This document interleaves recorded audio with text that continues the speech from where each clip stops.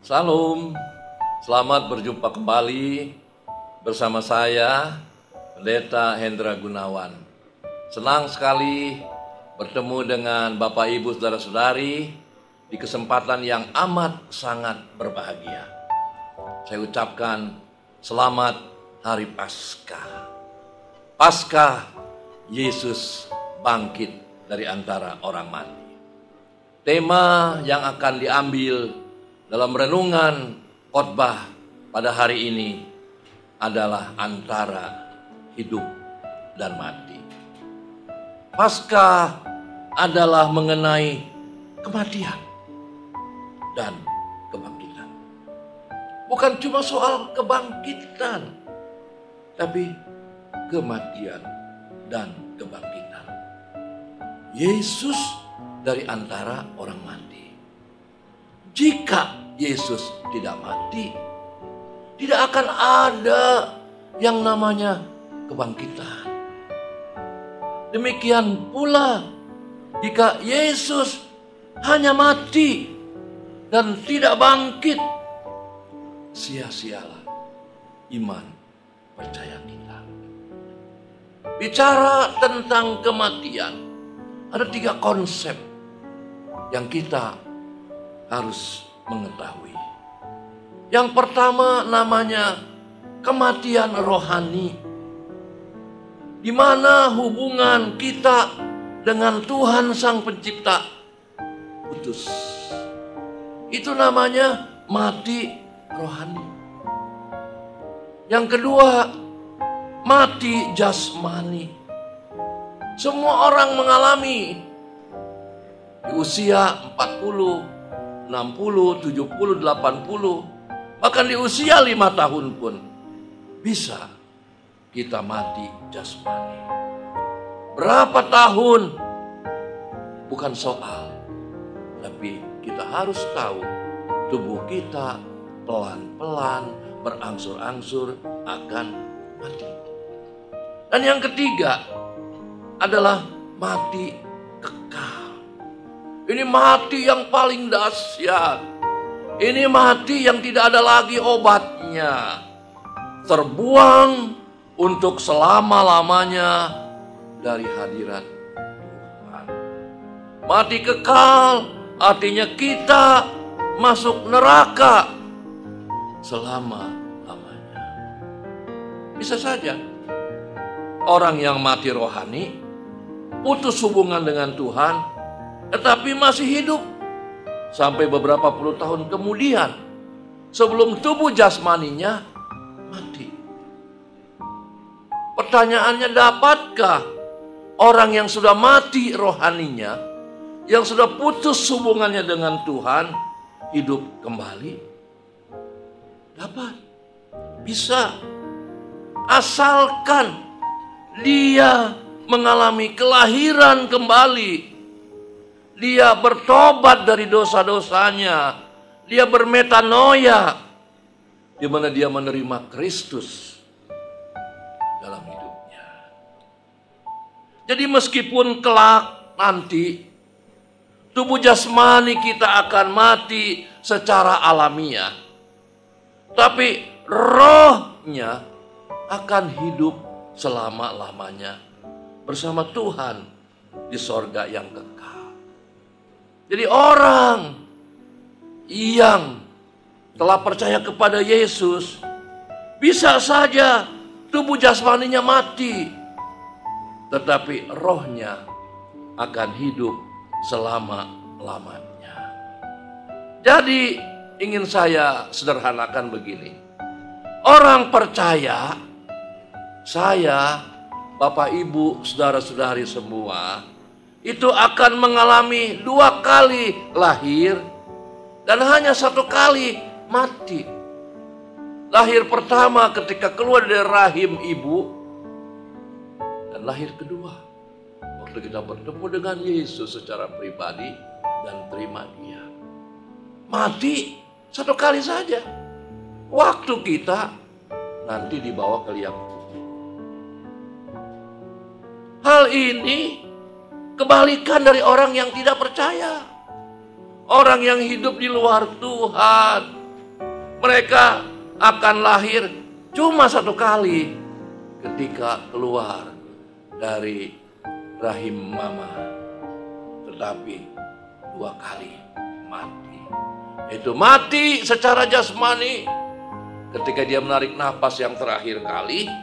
Dan yang kedua, dia mati kekal ketika dia masuk dalam hukuman, dibuang ke neraka. Mau pilih yang mana? Lahir 2 kali, mati cuma 1 kali, atau lahir 1 kali tapi mati 2 kali? Saya yakin kita semua pasti pilih yang pertama. Lahir 2 kali, mati cuma 1 kali. Saudara, bicara soal Paskah. Paskah berasal dari kata Pesach, artinya Passover dalam bahasa Inggris, yang berarti melewati. Untuk pertama kalinya Tuhan menetapkan Paskah dirayakan oleh bangsa Israel dalam Keluaran 12 ayat yang ke-11.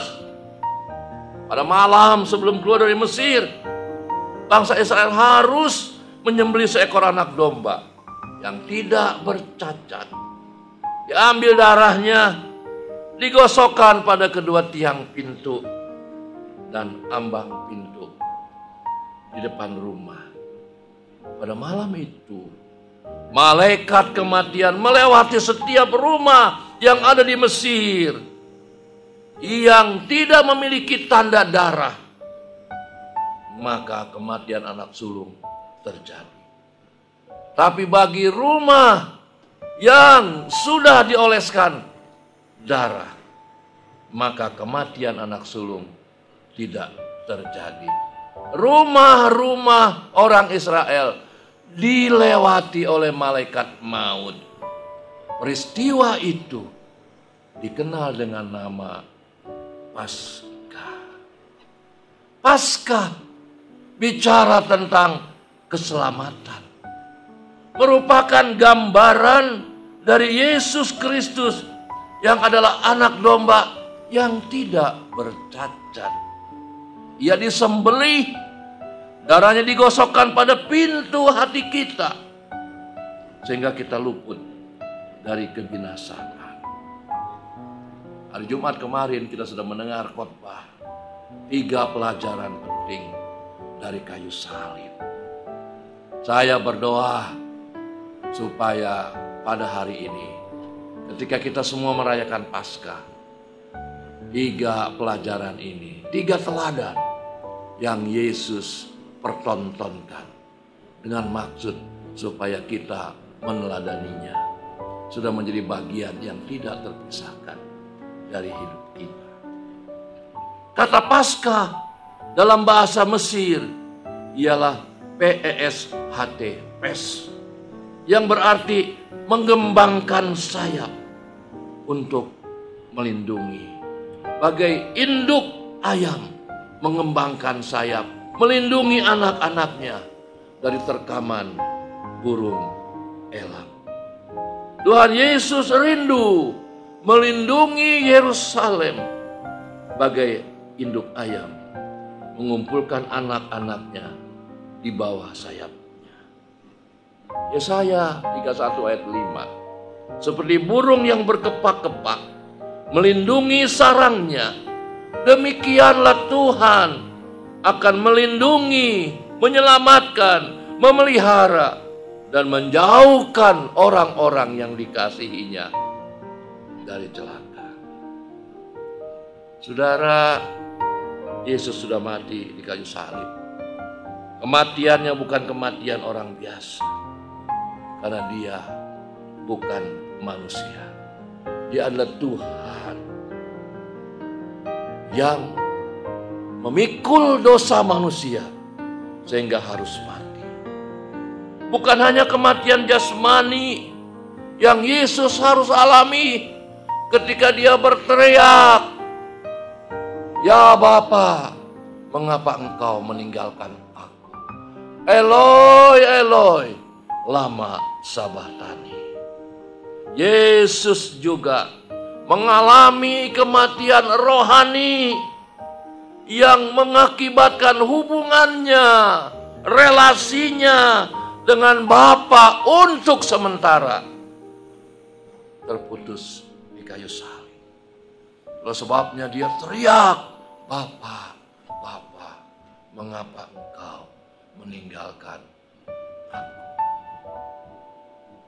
Saudara, Mazmur 16 ayat 10 bicara tentang kematian sekaligus kebangkitan Tuhan Yesus.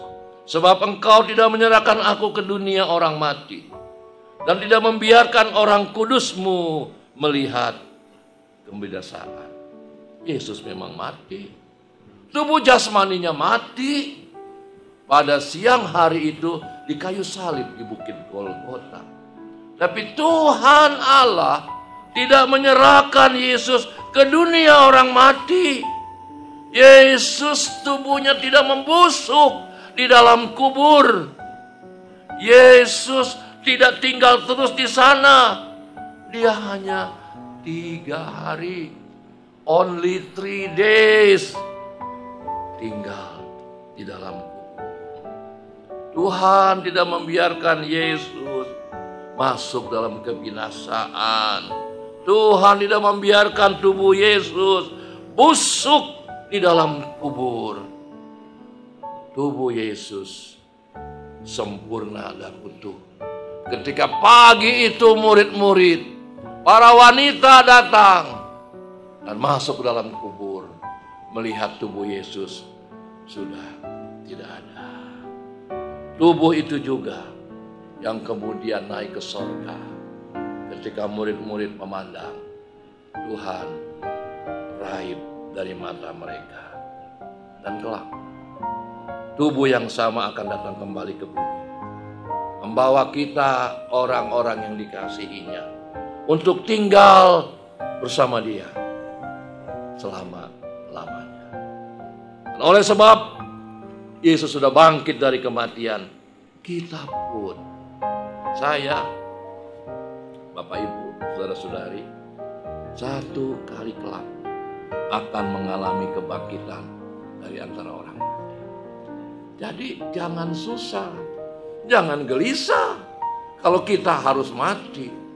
Mengapa orang takut dengan corona, COVID-19? Semua orang tuh harus mati. Mati hidup kita ada dalam tangan Tuhan. Tapi kita juga jangan cari mati. Jangan menantang mati. Saya mau kasih contoh Petrus. Ketika dia di atas perahu, Yesus ada di sebelah sana. Yesus berkata, "Petrus, turunlah dan berjalanlah ke arah aku." Petrus turun dan berjalan di atas air. Kenapa Petrus berani turun di atas air? Karena ada Yesus yang memanggil dia. Ada Yesus yang menjamin dia. Makanya saya heran kok ada pendeta yang berkata tidak takut dengan virus corona. Ini kan kita cari mati. Bapak Ibu yang dikasih Tuhan, mengapa Paskah disebut peristiwa hidup dan mati? Tema yang saya bawakan pada hari ini, Yesus mati dan bangkit pada hari yang ketiga. Tapi Yesus tidak mati untuk selama-lamanya. Tubuh jasmaninya utuh, tidak membusuk. Dia bangkit dari kematian. Bahkan tubuhnya sekali lagi juga ikut bangkit.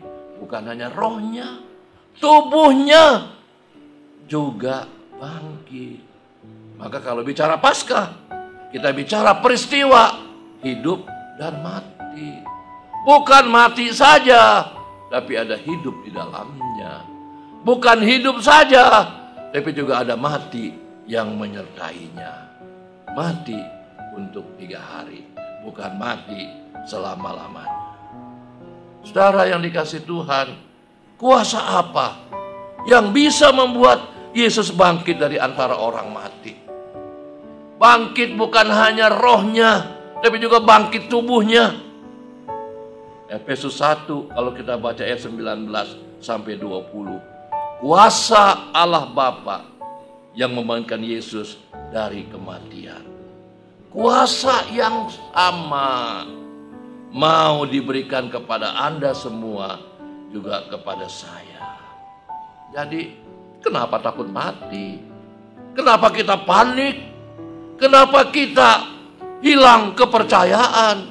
Kenapa kita goyah? Yesus berjanji, kita yang percaya kepadanya akan melakukan pekerjaan-pekerjaan yang Ia lakukan, bahkan pekerjaan yang lebih besar. Yohanes 14 ayat yang ke-12. Bagaimana bisa? Karena kuasanya, kuasa Allah Bapa akan diberikan kepada kita. Kuasa untuk membangkitkan hidup kita supaya bergairah. Kuasa yang memberikan hidup kita supaya bersemangat.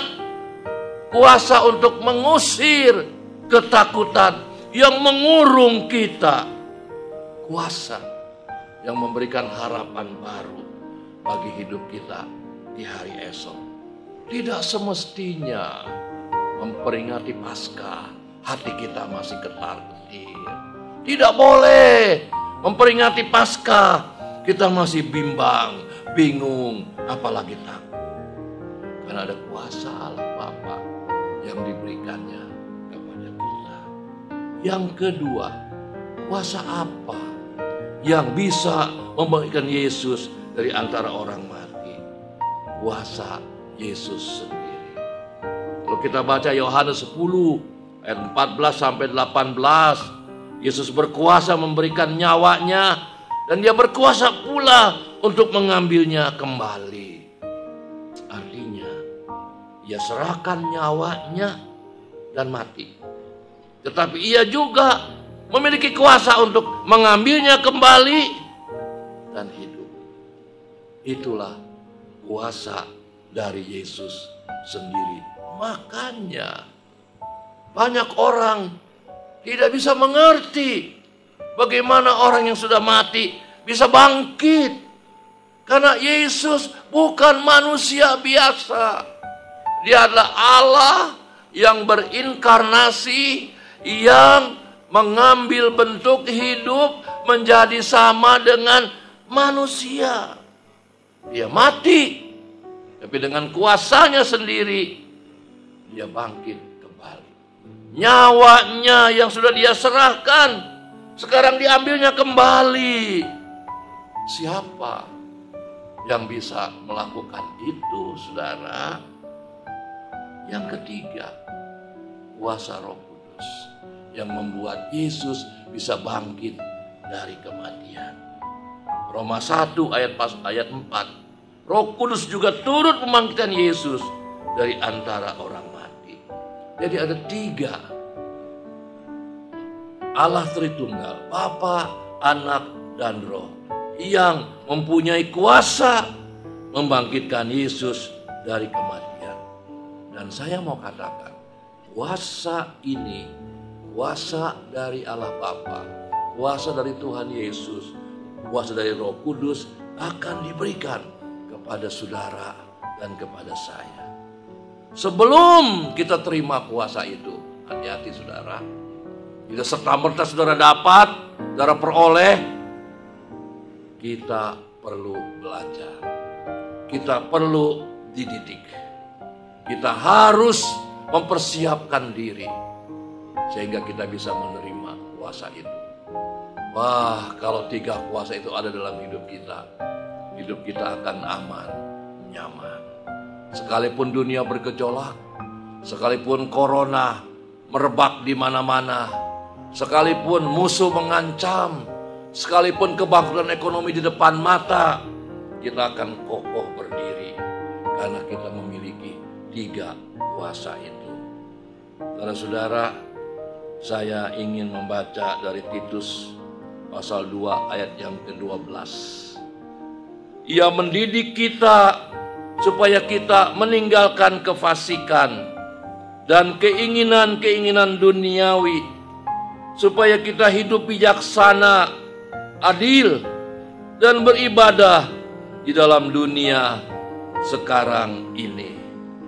Saudara, kita akan menerima 3 kuasa ini. Menurut Titus, kita dididik, kita harus bersedia dididik, diedukasi, dibina. Yang pertama, kita harus meninggalkan kefasikan. Kefasikan bicara hidup yang tidak sesuai, hidup yang tidak benar, hidup yang tidak percaya kepada Tuhan. Saudara, waktu Yesus mati di kayu salib, tirai bait Allah terbelah 2. Lukas 23 ayat 45 bagian B. Di bait Allah, di sinagoge, saudara, tergantung 2 tirai, 2 layar, saudara. Yang pertama di pelataran depan yang memisahkan ruang untuk umum dan ruang yang kudus. Layar yang kedua tergantung di antara ruang kudus dan ruang maha kudus. Layar mana yang robek, terbelah 2? Alkitab tidak secara spesifik menyebut apakah tirai yang pertama atau tirai yang kedua.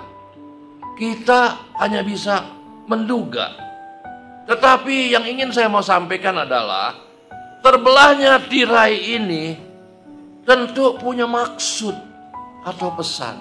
Karena bersamaan dengan saat Yesus mati, ketika langit menjadi gelap, terjadi gempa bumi, maka tirai bait Allah terbelah 2.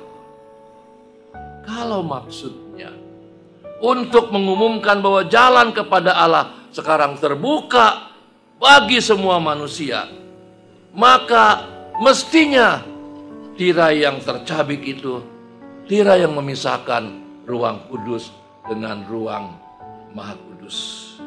Tetapi ini berarti hanya imam besar saja yang dapat melihat dan mengetahui hal ini. Sudah pasti bukan ini yang dimaksudkan oleh Lukas. Tirai yang tercabik itu haruslah tirai yang ada di antara ruang untuk umum dengan ruang kudus. Dan kalau ini terjadi, maka tercabiknya tirai tadi hendak menegaskan dengan kematian Yesus, Tuhan mengumumkan bahwa ia tidak mau lagi terkurung hanya dalam bait Allah. Dia tidak hanya bisa ditemui di gedung kebaktian. Sejak saat itu Allah tidak hanya ada di bait Allah. Tuhan ada dalam perjalanan kepada bangsa-bangsa.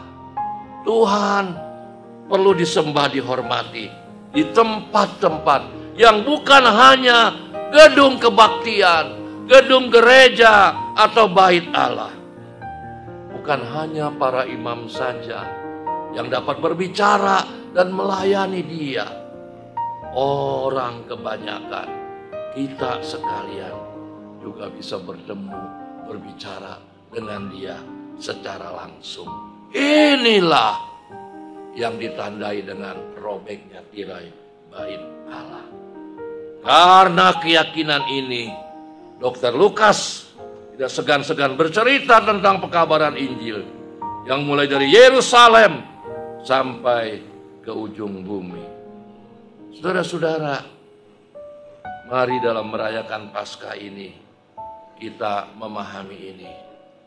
Tidak persoalan dalam mengikuti PSBB, batasan sosial yang pemerintah berlakukan untuk tidak keluar rumah, tidak ibadah dalam gedung ibadah, tapi dari rumah kita masing-masing. Tidak ada persoalan.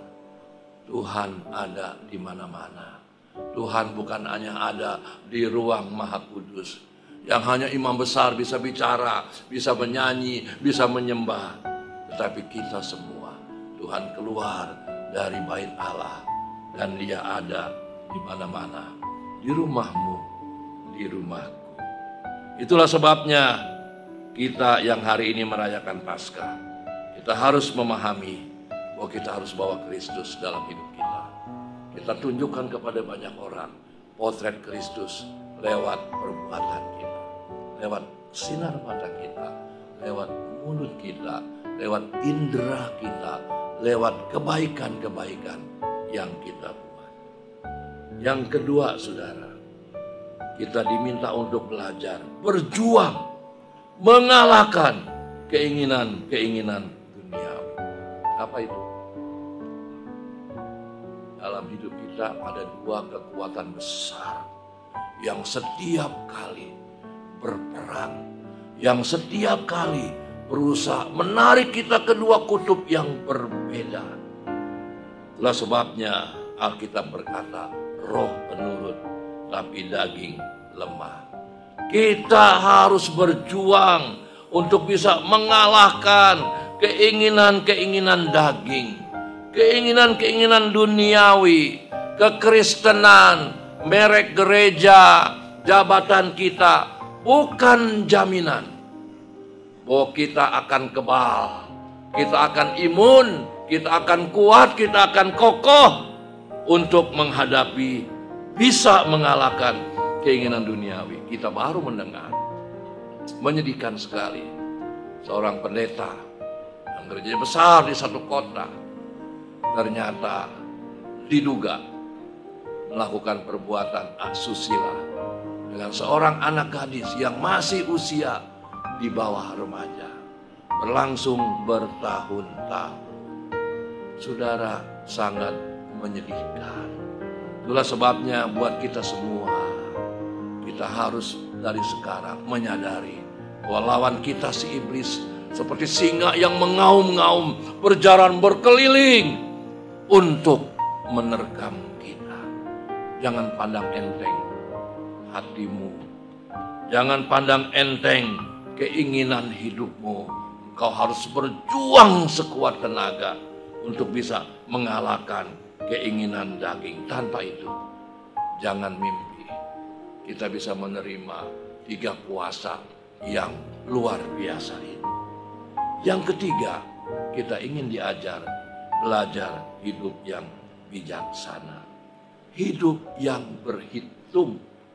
Bijaksana, hidup yang ada kalkulasinya, hidup yang bukan emosional, hidup yang jauh melihat ke depan, hidup yang bisa melihat untung ruginya. Raja Daud memohon kepada Tuhan, ajarlah kami menghitung hari-hari kami sedemikian, hingga kami beroleh hati yang bijaksana. Mazmur 90 ayat yang ke-12. Saudara-saudara, menjadi orang yang hidup dengan bijaksana, bukan bijaksin, tidak mudah, tidak gampang. Saudara tidak boleh terburu-buru mengambil langkah, tidak boleh terburu-buru mengatakan dia salah dan saya benar. Saudara tidak boleh mengatakan ini halal, itu haram. Saudara harus diam, saudara harus merenung, saudara harus mengundang Tuhan. Saudara harus belajar berhitung supaya langkah-langkah saudara, langkah-langkah yang diberkati Tuhan.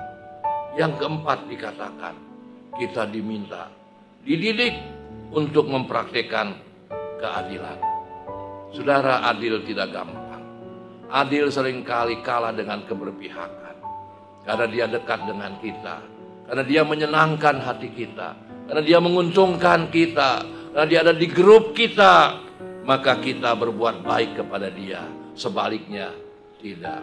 Saudara, Tuhan menuntut kita untuk menjadi umat pilihannya yang mempraktikkan keadilan. Supaya bisa adil, pakai hati yang sudah diperbaharui, pakai pikiran mindset yang sudah diubah. Jika tidak, mustahil kita bisa adil. Kita cenderung, saudara, hanya berbuat baik kepada yang baik kepada kita. Kita hanya melakukan yang menguntungkan kita. Kita sulit untuk membahagiakan orang lain. Kita susah untuk berkorban bagi orang lain. Dan yang kelima, yang terakhir dikatakan, kita harus beribadah sungguh-sungguh di dalam dunia sekarang ini. Tanpa ibadah Tidak mungkin. Ibadah yang sejati adalah ketika kita mempersembahkan tubuh kita sebagai persembahan yang hidup, yang kudus di hadapan Tuhan. Sambil menantikan penggenapan harapan kita yang penuh bahagia, pernyataan Tuhan, kemuliaan yang maha besar kepada kita satu hari kelak. 3 kuasa ini akan diberikan kepada kita. Kuasa dari Allah Bapa, kuasa dari Tuhan Yesus, kuasa dari Allah Roh Kudus. Ingat, Yesus sudah mati, menyerahkan nyawanya bagi kita untuk membebaskan kita dari segala kejahatan. Dia mau kuduskan kita menjadi umat kepunyaannya. Kita harus bersedia dididik seperti yang dikatakan dalam Titus yang saya baca tadi. Titus pasal 2 ayat yang ke-12. Iya, Tuhan mendidik kita supaya kita meninggalkan kefasikan. Yang pertama, tinggalkan kefasikan. Jangan ulang-ulang lagi hal-hal yang jahat. Yang kedua, lawan keinginan-keinginan duniawi. Yang ketiga, hiduplah bijaksana. Yang keempat, lakukan keadilan. Yang kelima, ayo beribadah sungguh-sungguh. Walaupun di rumah, ibadah sungguh-sungguh. Jam-jam doa kita bangun, saudara. Baca firman dalam dunia sekarang ini. Maka ada harinya kelak Tuhan akan membawa kita di awan-awan yang permai untuk masuk merayakan Paskah yang sesungguhnya. Selamat Hari Paskah. Tuhan memberkati saudara. Amin. Kita berdoa. Bapa di sorga, terima kasih buat pesan Paskah untuk kami semua pada hari ini. Kami tahu Tuhan mati untuk kami. Tuhan tidak mati selamanya. Tuhan menang atas maut. Di hari yang ketiga Tuhan bangkit. Tubuh jasmanimu tidak rusak, tidak busuk, tapi utuh bangkit pada hari yang ketiga. Dengan kuasa Allah Bapa, kuasamu sendiri, kuasa Roh Kudus, engkau menang atas segala kuasa kematian. Kuasa yang sama kau akan berikan kepada kami. Tapi kami diminta untuk rela dididik supaya kami mau meninggalkan kefasikan. Terlalu lama kami hidup dalam kepalsuan, dalam kemunafikan, di luar rencana Tuhan. Itulah sebabnya Bapa, kami terima sentuhan firman pada hari ini. Kami mau hidup meninggalkan kefasikan. Kami mau bertekad berjuang untuk melawan keinginan-keinginan duniawi, keinginan-keinginan daging kami. Kami mau belajar hidup menjadi orang yang bijaksana. Kami mau mempraktekkan keadilan. Kami mau beribadah sungguh-sungguh sementara kami hidup di dalam dunia. Terima kasih buat pesan Paskah. Bersama Tuhan kami bisa lewati. Bersama Tuhan kami akan keluar sebagai pemenang. Bersama Tuhan kami akan merayakan Paskah yang sesungguhnya. Bangkit dalam awan-awan yang berpahit bersama Tuhan kami, Yesus Kristus. Amin.